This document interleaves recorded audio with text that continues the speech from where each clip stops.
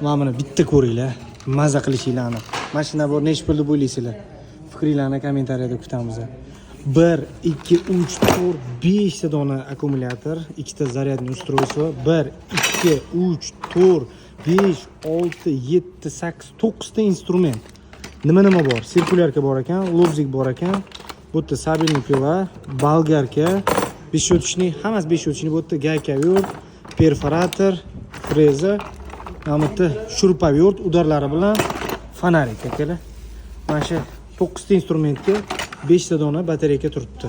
2 ta zaryadniy устройство turibdi. Mana bu yerda shuncha aksessuarlar bor.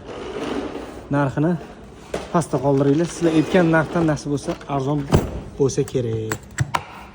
Agar dona boy olaman deydigan bo'lsanglar, taxminan 5-6 million bo'ladi, mashina o'zi.